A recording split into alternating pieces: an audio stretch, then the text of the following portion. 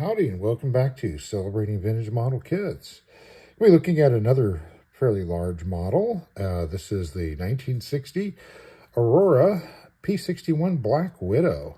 It's kit number 392198. So it's a $1.98 kit, $2. It's in 1/48 scale-ish. Supposedly this may be a little undersized as far as the scale goes. Probably scales out more around 140, 143rd scale. And the box art is by Aurora's main artist of this time period, Joe Catula.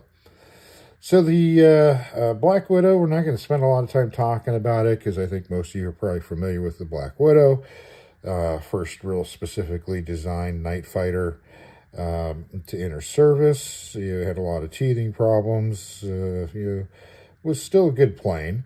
But this particular model is of a specific version. This is the P-61 D-15, of which 153 were built, which is the largest production lot of all the P-61s. The B-15 introduced the 4-gun turret onto the Black Widow. Previous versions either had no turret because they were having problems with it, or it was a 2-gun turret. So this is the first of the 4-gun turrets, which were 4 50 caliber M2 machine guns. It also introduced 4 hard points underneath the wings, so 1 each outside of the engines and 1 in between the engine and the fuselage. These were stressed to be able to handle up to 1,600 pounds each. The engines on this model were the R2865s, which produced a 2250 horsepower. It's also equipped with 4 20mm cannons in the belly, which all the P-61s were. So let's take a look at the kit. So we've got this great artwork on here. I think this is really sharp looking with the moonlight reflecting across the back of the aircraft. You got a Tony going down in flames, and we got nice big Joe Catula signature on the side here. This is the 1961 first issue. The way you can tell this, or I'm sorry, the 1960 first issue, and the way you can tell is because in the corner here it's got this Parents Magazine logo on the side here.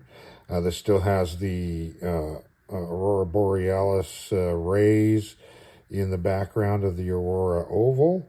So it's kind of the mid-range or mid-period for these. The first ones, of course, were the square or the rectangle ones. And then eventually they dropped the background design and just went to the plain ovals. So it's kind of a mid-era logo from them. On the side here, we've got Aurora Plastics, West Hempstead, Long Island, New York, made in USA, copyright of 1960 on the side here. We've got quarter scale. And you see the box art completely wraps around the side. And same thing on the top. Same information on here. Quarter scale. The box end is a repeat of the top box art. And we've got the kit number here with the 198 underlined, showing suggested retail price of $1.98. Same thing on this end. So this is still a hard box with lithograph glued over it. You can tell that by it being wrapped around on the inside of the box. Set this aside here. We'll take a look at our instructions. Or like making these big bed sheet size instruction sheets. So we got a repeat of the box art. Information about your Black Widow down here. Tips on assembling a kit. Suggesting to use Aurora's stuff. And there's your Parents Magazine logo up there. On the back side, we've got a photograph of the finished model. Not the most accurate model in the world, but it gives you a good impression of it. Here's their speed dry paints. If you're missing parts, or actually this is for the catalog, it looks like, yep, we got a catalog there. and a listing of currently available kits, including their whirlybirds, always like that, super modern jet airliners, racing sport cars, giant bombers. So anything you'd want, Aurora made. So we start out here, looks like, with our cockpit assembly, and they're actually giving you kind of a cockpit, which is unusual for Aurora, and some figures too that aren't just head and shoulders.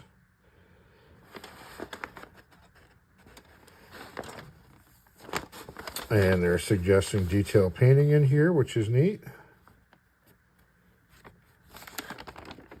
And then your center fuselage pod. And then your booms. Some decal placement going on. Another ad for Aurora styrene cement. And notice you got liquid cement available in 1960. Then you open it up. And we got our wings. Left and right. Then assembling the major parts.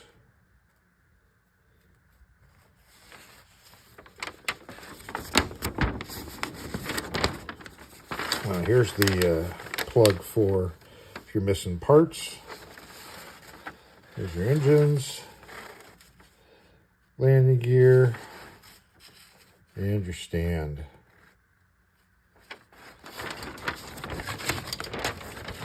So there's your instructions. Then we have decals, somewhat simple. We've got our star and bars, no outlines or blue area on it. We've got, looks like a little Black Widow spider symbol. Then the name Black Widow there. And then this here is the serial number for the aircraft, 239728. That's actually 42-39728. And that is a real aircraft. It's the B-15, the P-61 B-15. And it was assigned to originally to the 420th Night Fighter Squadron, part of the 481st Night Fighter Operational Training Group. It was the primary operational training unit for the USAAF for night fighters. They started out with B-25s and then went to P-70s, and they eventually converted to the P-61s when they became available. Initially, they were based out of, I think, Lakeland, Florida, but later in the war, they moved to California, to Hammerfield outside of Fresno. Two reasons: one, to be closer to Northrop, since they were still having a lot of problems with the aircraft, so being closer to Northrop, they thought would be a benefit. And also, the majority of the night fighter squadrons were ending up being transitioned to the Pacific Theater, so closer to the West Coast was a better choice. The aircraft was finally listed for reclamation on July 14th of 1949 at Brookley Field in Alabama. So there is a photograph of this. In fact, it's probably one of the most famous photographs of a Black Widow. Most of the time when you look up online, the P-61, this picture is one of the heading shots of it. So it actually is the subject for this particular model kit's markings. So we'll show that to you here.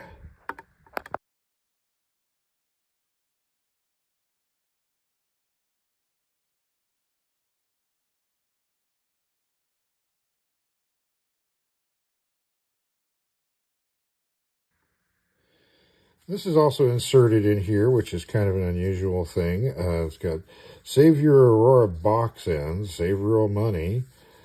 And for box ends and a little bit of cash, you could order yourself a compass flashlight, a watch, pen set, Schaefer pens,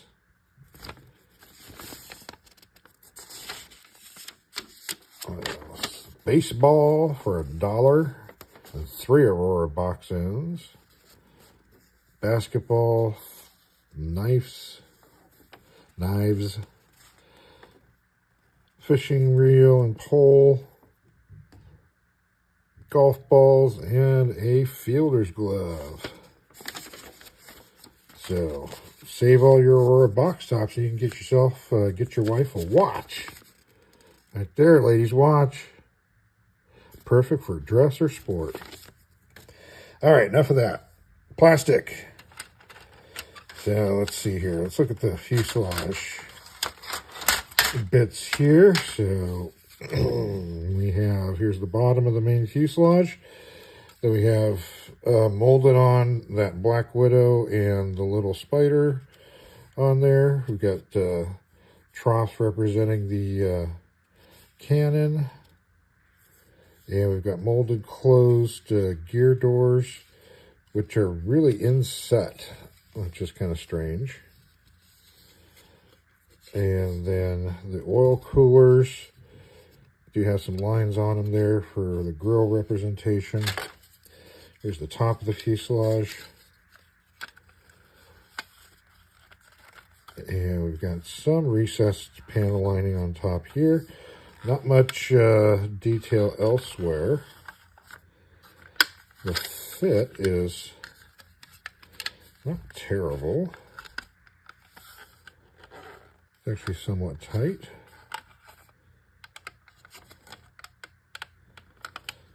So there's your main fuselage. And let's take a look at a boom. So here we've got the raised markings again. And interesting, in the inside, it's got this kind of pebbly finish on there. We've got fabric tail surfaces being represented there. And fairly simple, not much else detail on it. Again, we've got molded on closed gear doors. And again, these are inset too, which is kind of a little odd. Got a boom here. See how the boom fits.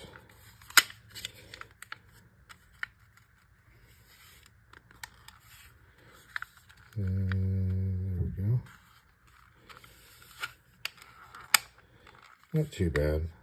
A little bit of filling, maybe.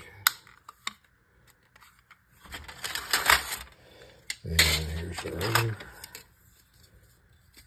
there. And here's our wings. Same thing again. We've got raised markings on here, some fabric covering on here. And this is all engraved panel lining, surprisingly. And here's the bottom.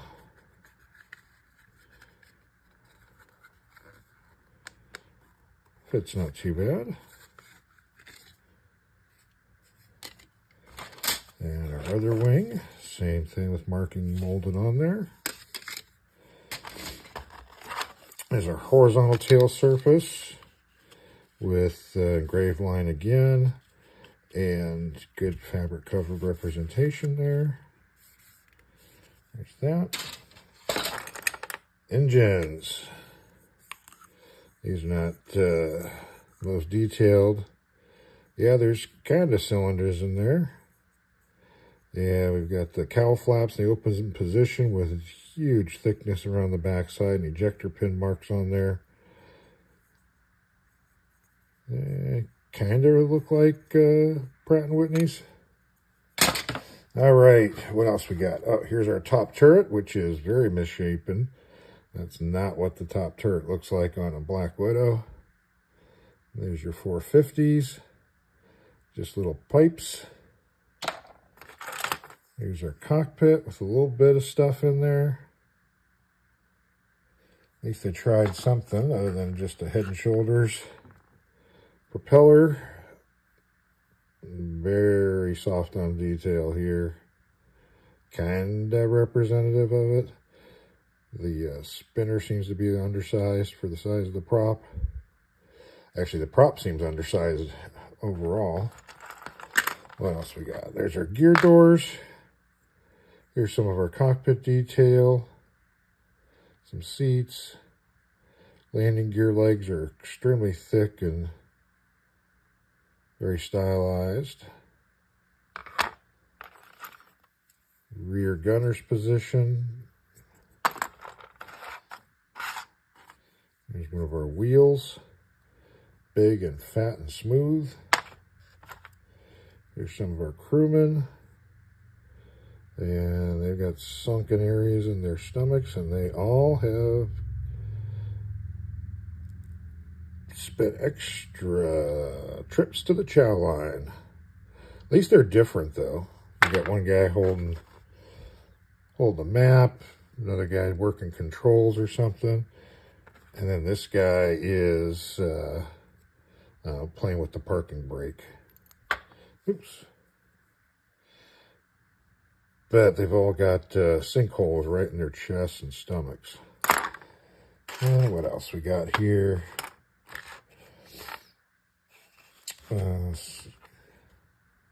Instrument panels, got something on there. More wheels. And here's our clear pieces. They're not terribly thick. The framing is raised, very thin.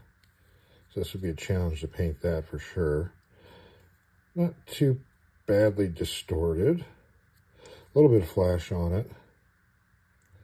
But the tail cone is very thick. It has a bubble on the inside of it. And appears to be a little bit misshapen with, yeah, it is. Got some sinkholes on both sides. So, not the best piece. There you go. This is your Aurora Black Widow. As far as larger scale Black Widows go, this was it for quite a long time until Monogram came out with their quarter scale Black Widow around, I think, 1972, 73 or so, which was a pretty nice kit. Has its own problems, but nowhere near the problems that this Aurora kit has. But certainly would make for some great backyard fun. So as far as other issues go, we've got this original issue, first issue, 1960. Then the 61 issue didn't have the Parents Magazine logo. The 63 issue went to the plain oval Aurora logo. And then 69, he had completely new box art, as most of the Aurora kits got revised box art in the late 60s. The price increased. The coating on it was $392,250, so it went up to $250 for the kit. And then the final issue was 1970 or 72 for that same revised artwork. And then that's it. So not a whole lot of issues on this one. This one appears to have not been issued by any of the foreign distributors of Aurora kits around the world. So this looks like to be an American exclusive. So that's about it for this one. If you have built one of these, tell us about it in the comment section. If you got one sitting on your shelf, absolutely take a picture of it, send it in, so we can share it in our next viewer build video. Well, that's all for today. Thanks for watching, and have yourself a great rest of your day.